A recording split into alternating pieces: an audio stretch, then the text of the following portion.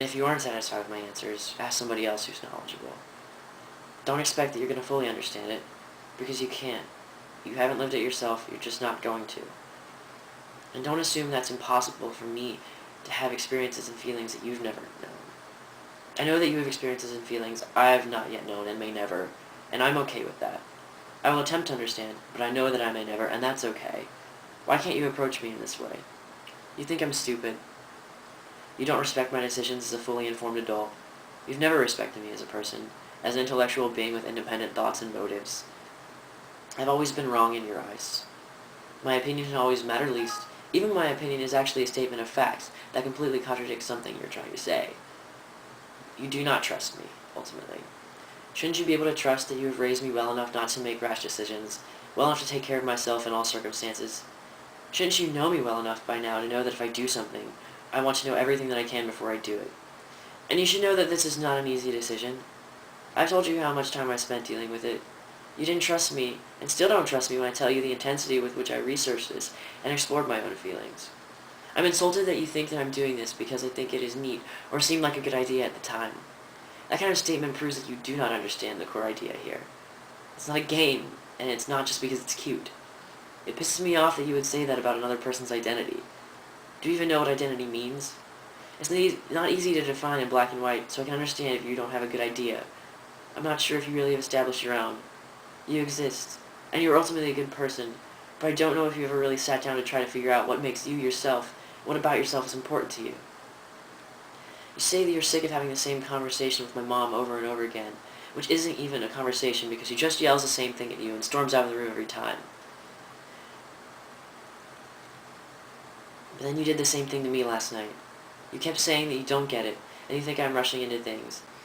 I've waited 21 years to figure out exactly who I am. It's taken me this entire time to discover the core components of my identity, many of which were hiding behind the mask of this feminine gender that was thrust upon me at birth. I've struggled with that mislabeling for all of my life, and you have seen this, whether or not you choose to acknowledge it now.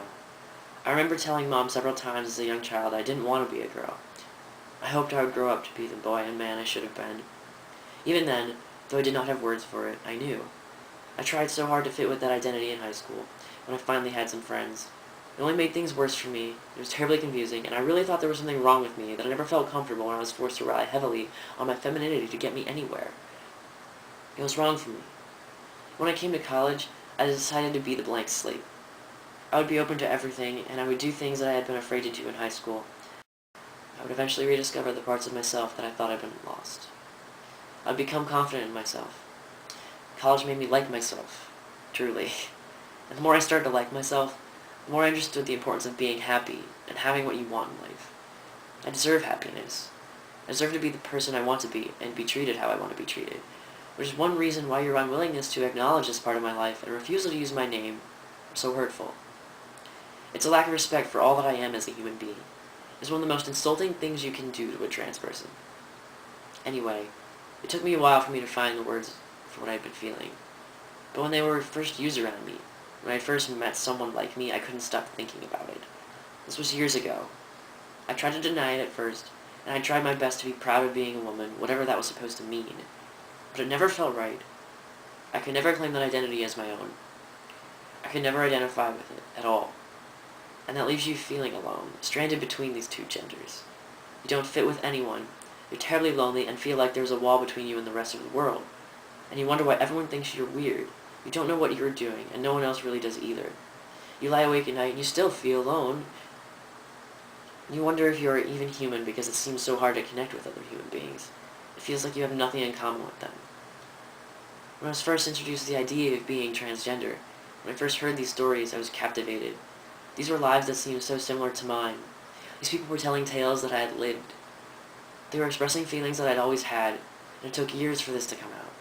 And it wasn't something that happened suddenly. It wasn't an overnight decision, and no light bulb went on in my head, and no part of it was easy.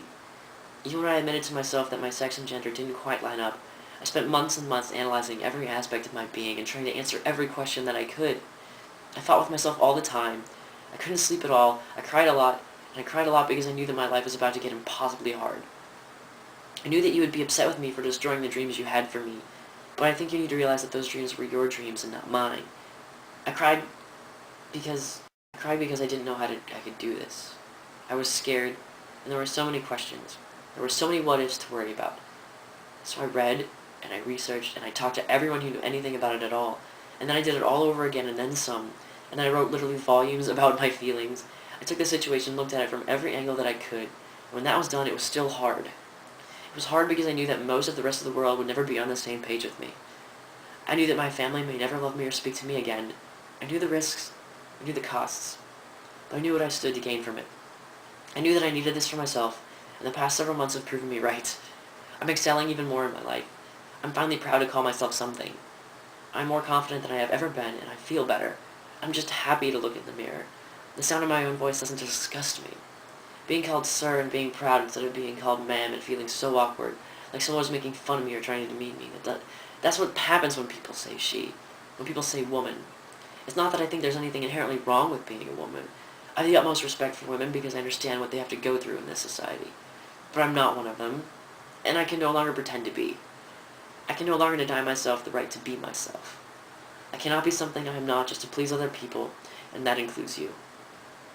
Being transgendered is not a choice, but taking the physical, social, and legal steps is.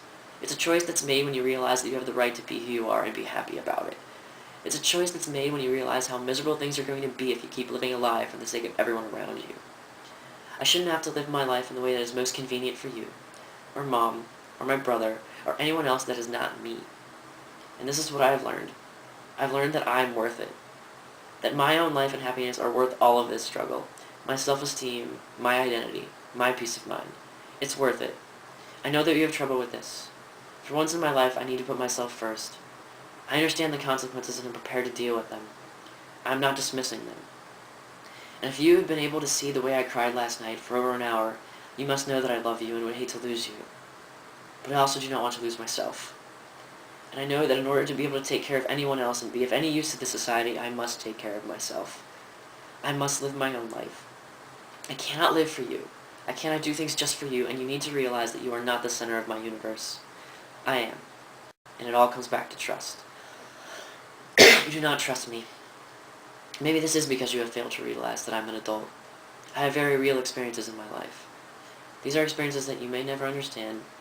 You have not lived them.